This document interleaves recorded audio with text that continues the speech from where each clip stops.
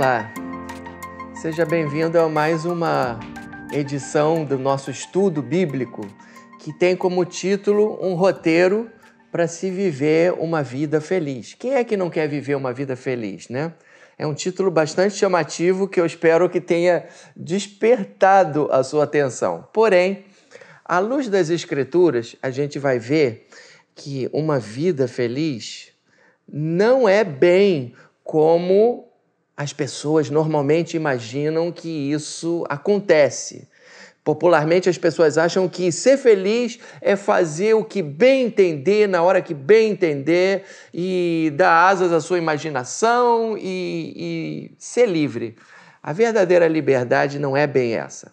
Nós vimos na nossa primeira aula aqui que Deus criou o homem, no caso, o homem e a mulher, evidentemente, criou o ser humano para ser teônomo, ou seja, para seguir a lei de Deus.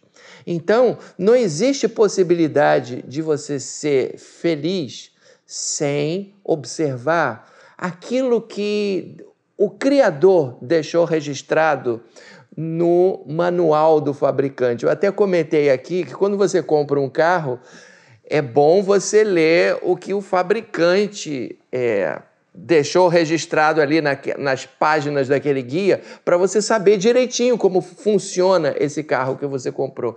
Pois bem, o nosso Criador nos deixou um manual e esse manual é a Bíblia Sagrada. Eu também comentei com vocês que às vezes as coisas que a gente mais tem familiaridade são as coisas que a gente menos conhece e menos entende. Por exemplo, eu não sei se você se lembra disso, mas eu citei até o hino nacional, que todo mundo tem familiaridade com o hino nacional, mas poucas pessoas sabem o que aquelas palavras rebuscadas significam. Pois bem, dentro da Bíblia Sagrada, nós temos algumas passagens que nós estamos todos, que damos valor a esse livro aqui, estamos familiarizados com elas. Por exemplo, o Salmo 91, o Salmo 23, as bem-aventuranças. Nós todos conhecemos a oração do Pai Nosso, nós todos conhecemos essas passagens, muitas vezes até de cor e salteado. Porém, poucas pessoas sabem o que realmente significam. E dessas passagens da Bíblia, que são muito conhecidas, mas pouco entendidas, eu incluiria também os famosos 10 mandamentos.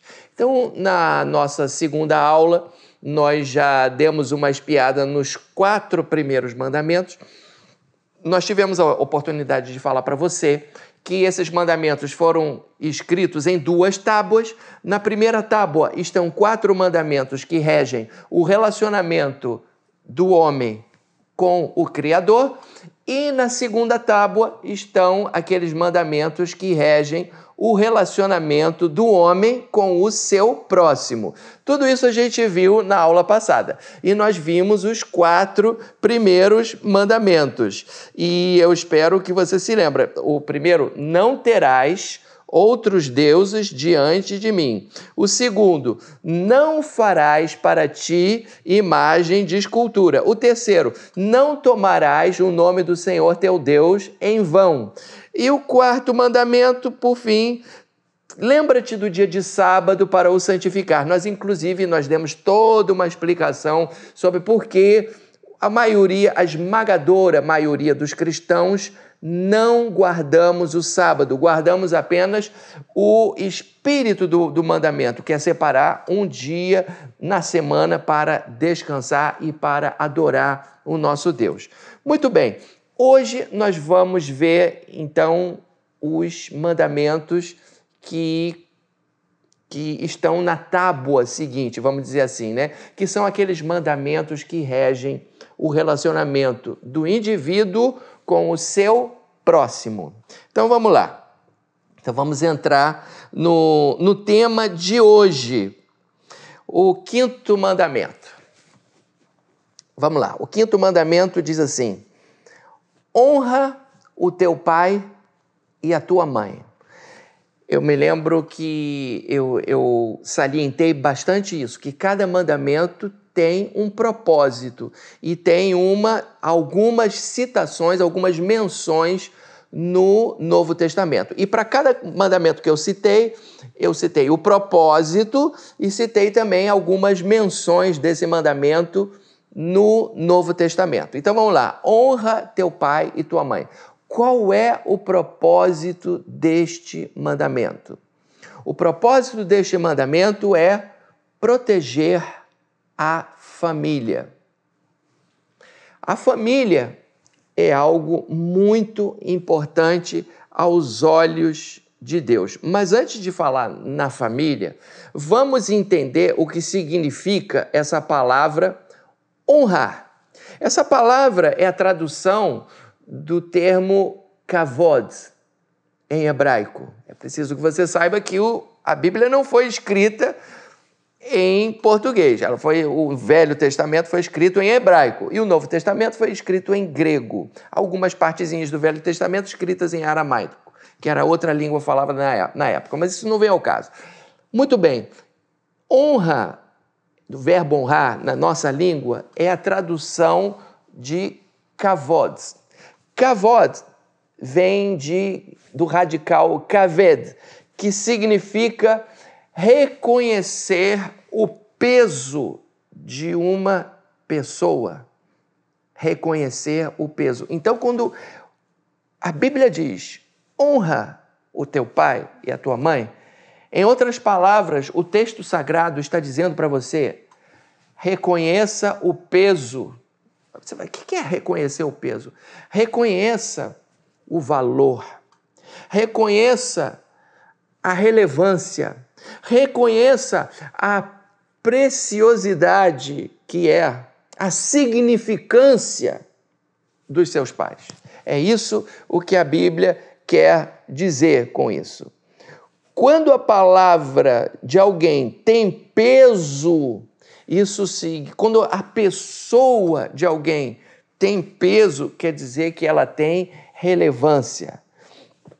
O André Churraqui, que é um teólogo, um rabino, que traduziu alguns livros da Bíblia, ele diz assim, que na verdade não é nem reconhecer o peso, mas ele traduz de uma forma um pouquinho diferente. Ele diz atribuir o peso. Atribuir o peso.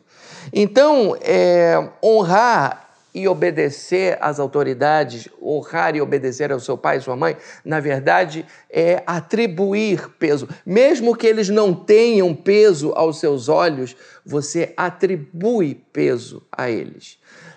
Frequentemente, eu tenho a oportunidade de conversar com jovens e adolescentes, e alguns dias atrás mesmo, um jovem de 16 anos me escreveu uma mensagem dizendo o meu pai, se queixando de várias coisas que o pai dele tinha feito para ele e que ele não tinha gostado. Eu não estou aqui, inclusive, nem minimizando as coisas erradas que o pai fez ou que a mãe fez, ele estava se queixando muito. Aí eu falei, olha só, você honre o seu pai e a sua mãe, apesar dos eventuais erros que eles tenham cometido para você. E isso é muito importante a gente frisar isso aqui, porque nos dias de hoje nós temos sabido de muita gente que não atribui peso e que não dá valor aos seus pais, principalmente depois que eles ficam velhos. E vou dar uma informação para vocês. Eu estava lendo no jornal um artigo de uma mulher que se chama Miriam Goldberg, ela é uma antropóloga e ela trabalha justamente com idosos, e ela estava se queixando no artigo que ela escreveu de que existe no nosso país, infelizmente, muita violência contra idosos. E isso não é denunciado, porque o idoso ele tem a tendência a guardar aquilo no coração e se envergonhar por causa dos crimes que os seus filhos praticam contra eles. São, às vezes, os pais são idosos, um um dos cônjuges morre e o filho, por exemplo, toma conta de todo o dinheiro da mãe. Isso é muito comum nos nossos dias. E até mesmo violência física. A Miriam Goldberg, ela estava citando na Folha de São Paulo exemplos de violência física contra os idosos.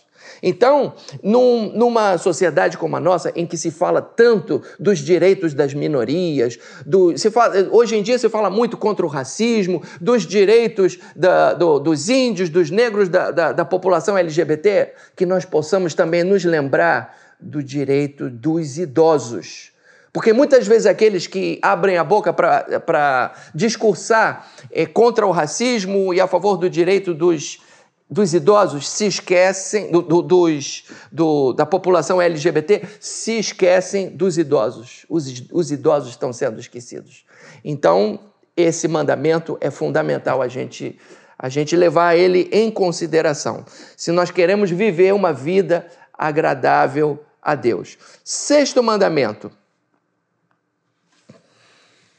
O sexto mandamento diz: não matarás. O propósito dele, como você deve perceber, é proteger a vida humana. Esse mandamento ele não se refere ao homicídio acidental. Também não se refere ao homicídio praticado na guerra. Mas ele se refere ao homicídio que é praticado de uma forma intencional e frívola. E você deve estar sabendo, porque você lê o jornal, que infelizmente numa cidade como a nossa, parece que tirar a vida do próximo se transformou assim numa coisa banal. Parece que a vida humana não tem valor. Infelizmente, aí você vai dizer assim: eu nunca matei ninguém. E aí você me permita fazer a citação desse mandamento nas palavras do nosso mestre, que é o Senhor Jesus Cristo. O Senhor Jesus Cristo, ele interpretou esse mandamento, não matarás, da seguinte maneira: ouvistes o que foi dito aos antigos, não matarás, e quem matar estará sujeito a julgamento. Eu, porém, vos digo que todo aquele que se irar contra o seu irmão estará sujeito a julgamento. E quem lhe chamar tolo estará sujeito ao inferno de fogo. Jesus pegou pesado, hein? Jesus considerou que só o fato de você se irar contra alguém e proferir um insulto contra esse alguém já significa que você, no seu coração, você está matando aquela pessoa. Perceba que Jesus pegou esse mandamento de lá da lei de Moisés e ampliou esse mandamento de uma forma tal que não somente a prática é pecado, mas também a intenção do coração é pecado aos olhos do nosso Senhor Jesus Cristo. E é muito interessante você fazer uma análise das palavras aqui, porque lá no original, me perdoa citar isso mais uma vez, mas às vezes os originais têm riquezas que na tradução em português a gente não percebe. Quando aqui a nossa versão de Almeida diz se irar, a palavra lá no hebraico é raká. O Senhor Jesus ele usou aqui um xingamento em aramaico. Esse xingamento raká, aqui foi traduzido para se irar, na outra versão diz proferir um insulto. É a tradução da palavra raká. É uma expressão de desdém pela mente ou pela capacidade intelectual de uma pessoa. E depois, quando ele fala tolo e na outra versão diz louco, é um outro xingamento, só que em grego, que expressa o desdém pelo caráter de uma pessoa. Agora, preste atenção. Dá uma recapitulada em todos os xingamentos que você conhece. Você, apesar de não xingar ninguém, eu espero que você não xingue ninguém, mas eu sei que os xingamentos todos, eles são ou uma expressão de desdém pela capacidade intelectual de uma pessoa ou pelo caráter de uma pessoa. Até quando uma pessoa chama a outra filho disso, filho daquilo, isso é uma expressão de desdém pelo caráter da pessoa, porque há muitos e muitos anos atrás se acreditava que os filhos bastardos eram pessoas muito mais. Por isso que em todas as línguas se usa esse negócio de xingar a mãe. Então, isso é uma atividade, é um gesto, melhor dizendo, que tem que estar proscrito da vida de um cristão. Você pode até se irar. Eu vou mais adiante. Você se irar é inevitável. Eu estava dirigindo para cá e você sabe o que é o trânsito do Rio de Janeiro. E as pessoas não respeitam o sinal. Eu respeito o sinal, mas os cariocas não respeitam o sinal. Então, o sinal, eu paro no sinal quando está vermelho, eu paro no sinal vermelho e eu vejo os carros passando, assim, passando, as motos passando, às vezes até ônibus passando. E aí, quando está verde, eu avanço. Mas aí vem um outro indivíduo e atravessou assim na minha frente. E eu fiquei profundamente irado, toquei a minha buzina, mas eu não proferi um julgamento contra ele, eu não proferi um insulto contra ele. Dá vontade.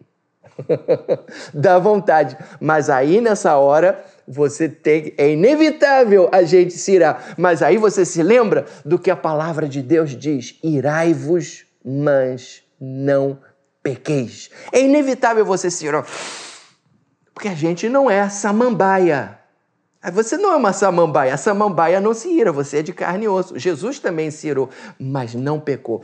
Irai-vos, mas não pequeis. E aqui, no caso, a ira, a forma errada de canalizar a sua ira é você insultar alguém. Isso é uma atitude que tem que estar proscrita da sua maneira de agir e da sua maneira de pensar. Amém?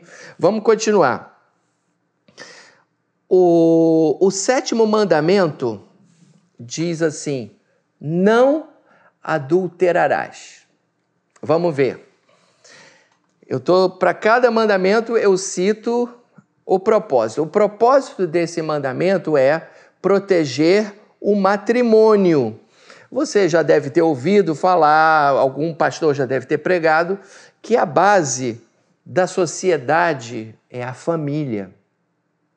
E a base da família é o matrimônio. E a base do matrimônio é o relacionamento carnal do marido com a sua mulher.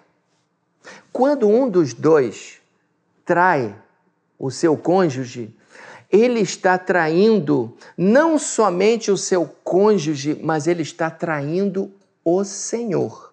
Sabe por quê?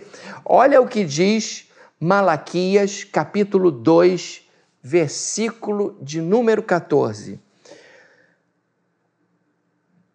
Diz assim: o Senhor foi testemunha entre ti e a mulher da tua mocidade, com a qual tu foste desleal, sendo ela tua companheira e mulher da tua aliança.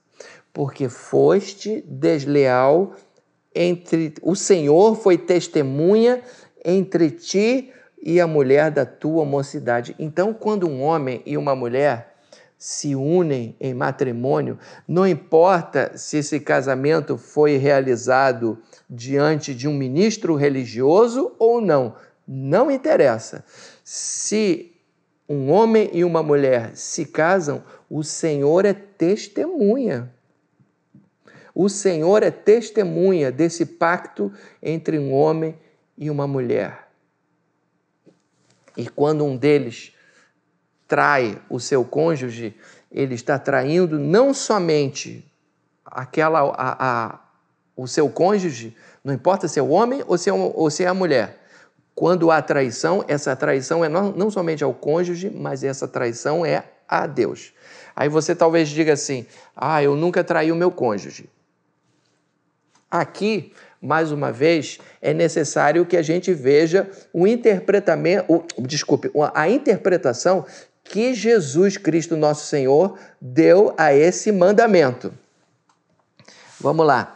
Jesus, lá em Mateus capítulo 5, ele diz assim: ouvistes o que foi dito, não adulterarás. Eu, porém, vos digo, qualquer que olhar para uma mulher com intenção impura, em seu coração já adulterou com ela. Então perceba, aqui, mais uma vez, o Senhor amplia o mandamento e ele não fica restrito somente à prática, às vias de fato, mas Jesus amplia o mandamento de uma maneira tal que ele inclui aí nesse bojo não somente a prática, mas também as intenções do coração.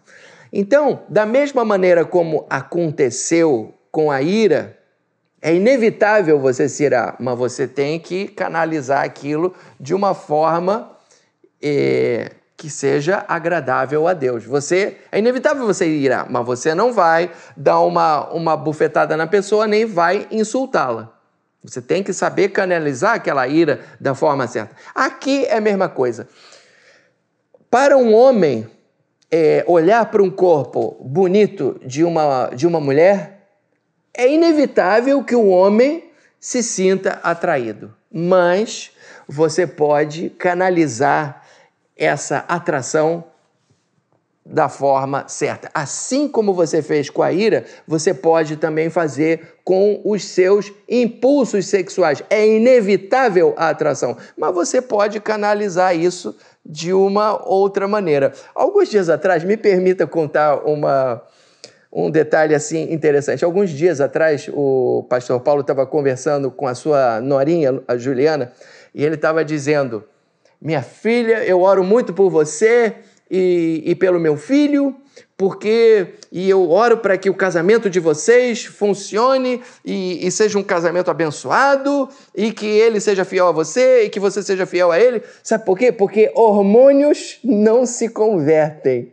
E aí é muito interessante essa tirada do nosso pastor. Hormônios não se convertem. É verdade, hormônios não se convertem. O homem vê uma mulher bonita, ele se sente atraído. Hormônios não se convertem.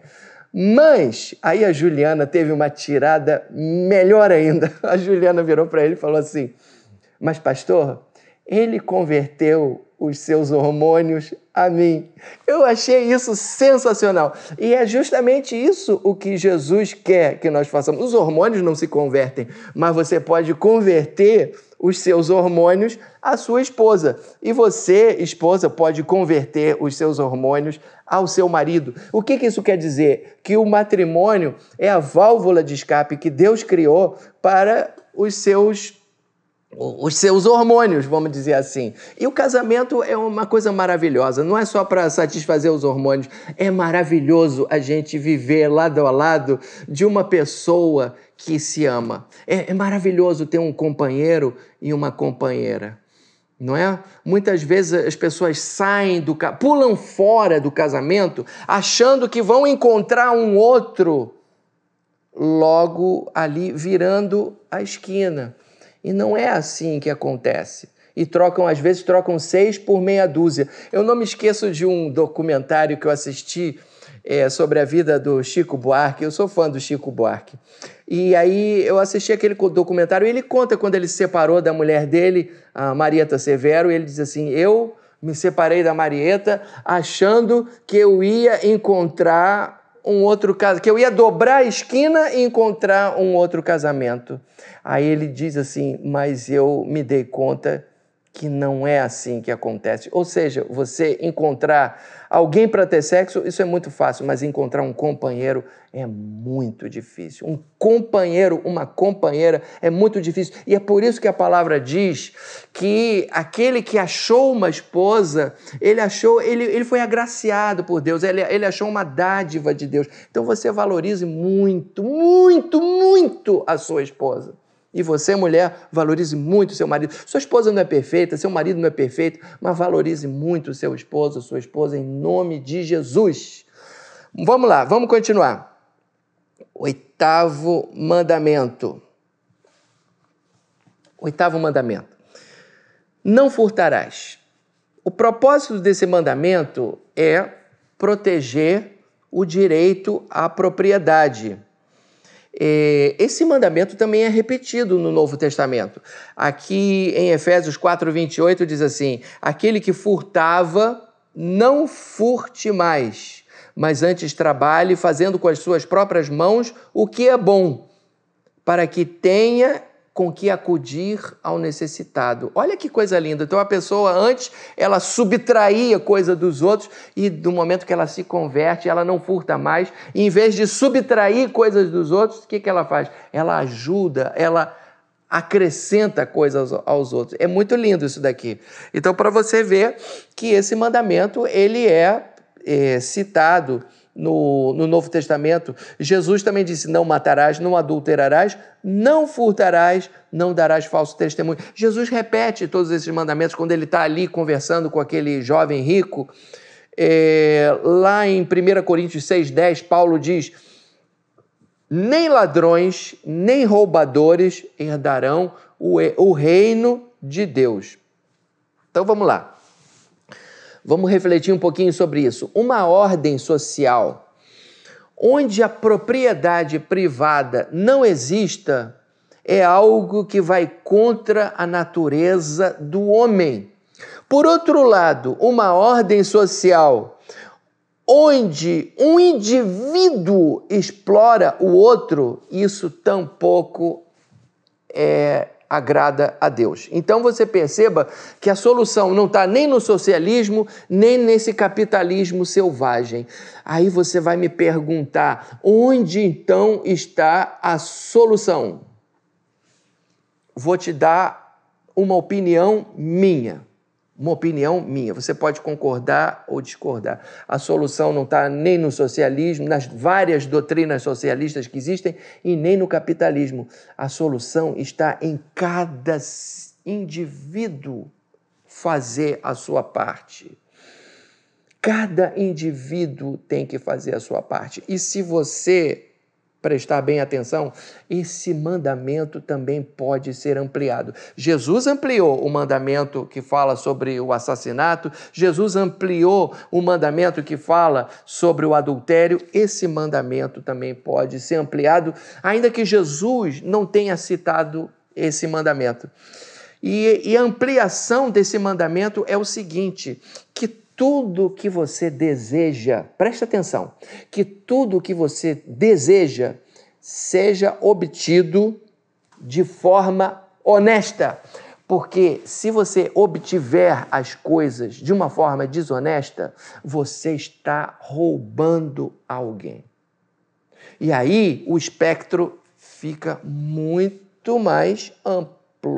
E aí pega aquele síndico que superfatura as coisas que ele compra para o seu prédio. E aí pega aquela pessoa que compra artigo pirata ou que põe um software pirata no seu computador. Se você comprou um software pirata, você está roubando de alguém que criou aquele software. E aí pega a sonegação do imposto, pega aquela empregada doméstica que subtrai alimentos da casa da patroa, pega o esquema das rachadinhas na Alerj, pega as licitações fraudadas, pega os fraudes, os rombos na Previdência. Você vê que eu peguei desde o menorzinho até o fraude na Previdência, pessoas que desviaram milhões da Previdência. E por aí vai. Eu, por exemplo, agora eu terminei um mestrado e eu vou editar um livro de partituras. E aí eu cheguei pro rapaz que é o dono da editora e eu perguntei, escuta, e hoje em dia o pessoal ainda tira muito xerox de partitura? Ah, tira direto. Você não vai ganhar dinheiro com isso. Então você perceba que eu estou entrando nesse empreendimento, mas eu já sei de antemão que eu não vou ganhar dinheiro com isso. Por quê? Porque as pessoas tiram o xerox da partitura. E aí, a pessoa que elaborou o trabalho, todo esse processo criativo, vai para o lixo. Vai para o lixo.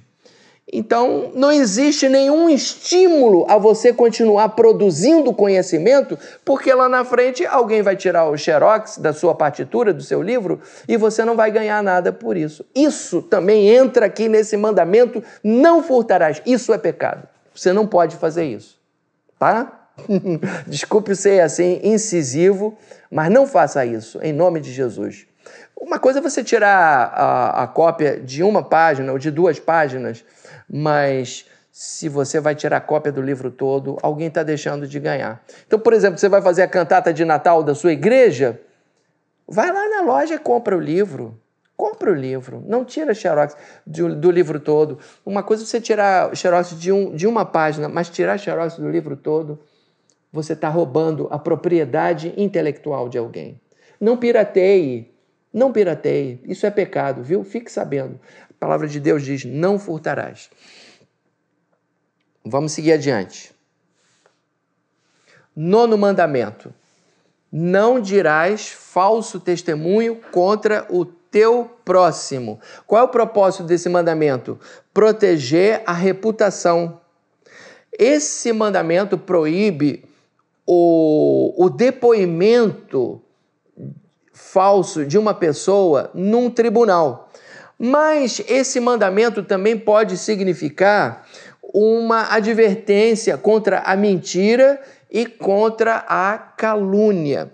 Quando alguém calunia uma outra pessoa, ela está roubando dessa pessoa uma das coisas mais preciosas que ela tem. Sabe o que é? A sua reputação. A reputação na Bíblia, ou o bom nome, que é o termo que se usa lá no livro de Provérbios, é uma das coisas mais preciosas que um indivíduo tem. É o seu bom nome, é a sua reputação. Lá em Provérbios 22:1 diz assim, vale mais ter um bom nome, ou seja, vale mais ter uma boa reputação do que muitas riquezas. Olha só, quando você fala mal de alguém, você está, como é que se diz? Prejudicando a reputação de uma pessoa. E o ser estimado é melhor do que a riqueza e o ouro. Lá em Eclesiastes, capítulo 7, versículo 1, diz assim, melhor é a boa fama do que o unguento precioso. Quem calunia ou depõe falsamente contra alguém, está roubando uma das coisas mais preciosas que essa pessoa tem, que é o seu bom nome. A não ser que ela realmente tenha pisado na bola grave. O sujeito é um criminoso. Aí você tem que alertar. O sujeito é 171. Aí você tem que alertar. Mas, de preferência, na presença da pessoa. É botar, você fez isso, aquilo, outro. Entendeu? Esse mandamento também está citado várias vezes lá no Novo Testamento. Aqui em 1 Timóteo capítulo 1, versículos 9 e 10, diz assim, tendo em vista que não se promulga lei para quem é justo, mas para transgressores e rebeldes, mentirosos e perjuros, e tudo que se opõe à sã doutrina. O que é o perjuro? É aquele que jura falso, é aquele que diz um mau testemunho contra o seu irmão. Talvez você diga mais uma vez, mas isso daí eu não faço. Esse mandamento também pode ser ampliado, viu? Esse mandamento também pode ser ampliado. Talvez você nunca tenha deposto falsamente contra alguém, porém, se você já fez fofoca, já falou mal de alguém pelas costas, olha, você pode ter prejudicado em muito a reputação desse alguém. Eu trabalhei muitos anos no Teatro Municipal e eu conheço a maioria das óperas que eles tocam. Eu me lembro que tinha uma ópera que se chamava O Barbeiro de Sevilha. O Barbeiro de Sevilha tinha uma canção em que um dos personagens falava sobre a calúnia. E nessa área em que ele falava, essa canção em que ele falava sobre a calúnia, ele dizia o seguinte: a calúnia é muito simples. A calúnia é um ventinho, é um soprinho que você fala na orelhinha de uma pessoa e daqui a pouco aquilo ali toma um vulto tamanho que aquela pessoa já não consegue se estabelecer e aquela pessoa não consegue nada por causa de uma suspeitazinha que se colocou no ouvido de outra pessoa. Assim, a calúnia não precisa ser assim nas redes sociais. Às vezes, uma palavrinha, uma suspeita no ouvido de alguém já vai minar, fechar o coração desse alguém contra uma outra que às vezes é inocente, foi só uma má impressão que você teve dela. Se você é cristão, essa atitude também tem que estar proscrita da sua maneira de agir, da sua maneira de pensar. 10º e último mandamento. Estamos chegando ao final. Não cobiçarás. O propósito desse mandamento é proteger o coração do homem. E eu até diria que é o mais difícil de todos os mandamentos. E eu vou citar aqui o mandamento inteiro. Não cobiçarás a casa do próximo, não cobiçarás a mulher do próximo, nem o seu servo, nem a sua serva, nem o seu boi, nem o seu jumento, nem coisa alguma que pertença ao seu próximo. E aí você está prestando atenção, você veja que o texto enumera todas as posses, todos os bens do próximo, e isso trazido para os dias de hoje não cobice a mulher do próximo, o apartamento do próximo, a casa do próximo, a bolsa do próximo, o vestido do próximo, a gravata do próximo e também as coisas imateriais. Não cobice a inteligência do próximo, a capacidade do próximo, o êxito do próximo. Não cobice nem as coisas materiais, nem as coisas imateriais. Aí você vai me perguntar, mas por que você diz que esse é o mandamento mais difícil? Porque todos os demais mandamentos lidam com algo que você faz. Esse daqui lida com o pensamento. E o pensamento é impossível você controlar. Você pode controlar a sua mão, você pode controlar os seus pés, você pode até controlar a sua língua, que é mais difícil, hein? Eu vou do mais fácil para o mais difícil. A sua mão, os seus pés, a sua língua, mas controlar a sua mente, os seus pensamentos, meu irmão, é impossível. Porque quando eu digo para você, não pense nisso, você já pensou. E é por isso que o apóstolo Paulo, ele diz lá em Romanos capítulo 7, que foi através deste mandamento que ele descobriu que ele era um pecador. Você perceba que ele lá em Gálatas, ele fala que ele era um homem absolutamente irrepreensível. Mas quando ele chegou nesse mandamento aqui, quando ele esbarrou nesse mandamento, ele descobriu que ele era um pecador. Como assim? Olha só o depoimento que ele dá lá em Romanos capítulo 7, versículos 7 e 8. Que diremos, pois? É a lei pecado? De modo nenhum. Quer dizer, a lei não é pecado. Mas eu não teria conhecido o pecado senão por intermédio da lei. Ou seja, a gente conhece que é pecador e ele conheceu que era pecador por causa da lei, por causa dos mandamentos. Pois eu não teria conhecido a cobiça, olha o que ele fala, eu não teria conhecido a cobiça se a lei não dissera, não cobiçarás.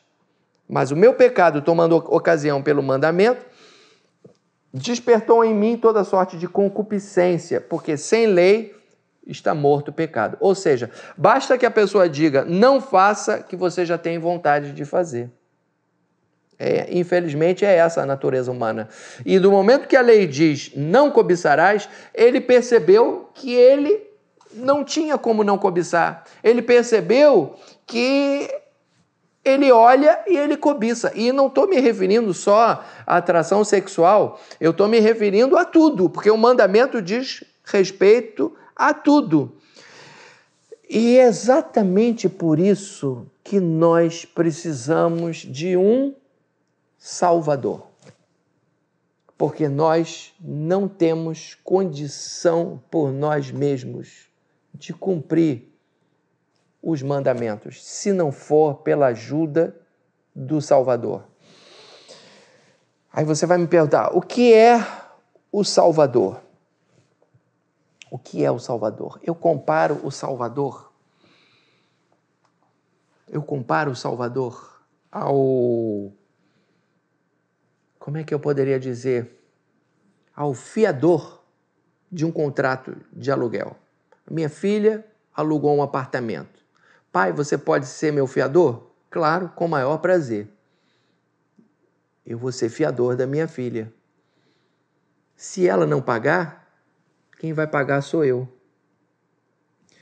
Quando Jesus verteu o seu sangue ali na cruz do Calvário, ele estava assumindo o papel de nosso fiador. Ele cumpriu toda a lei no nosso lugar, para que nós, que cremos nele, sejamos revestidos com a sua justiça. Preste atenção.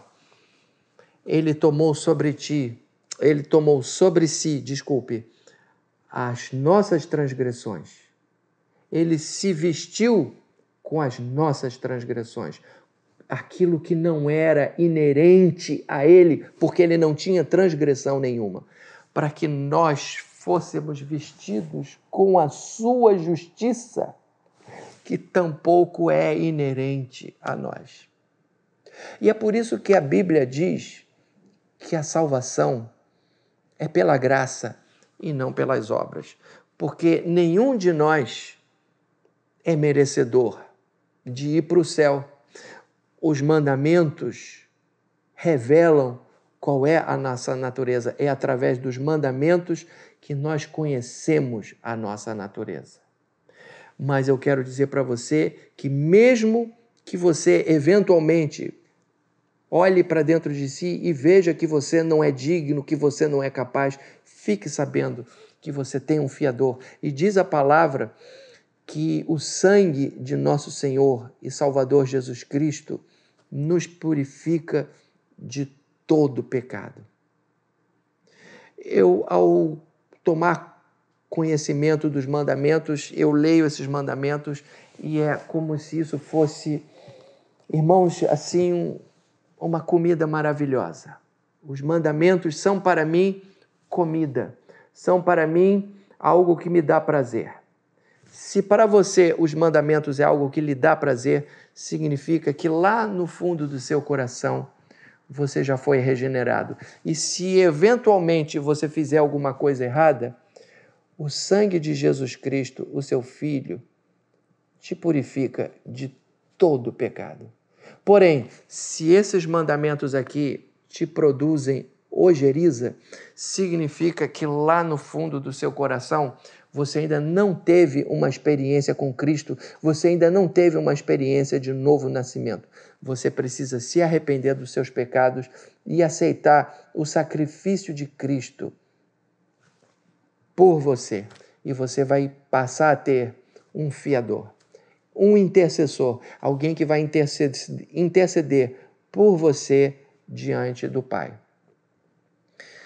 Que Deus te abençoe e que essa palavra tenha servido para que você, que não teve ainda uma experiência com Cristo, se volte urgentemente para Ele. E você que já a tem, possa levar mais a sério os mandamentos do Senhor para que você viva uma vida santa.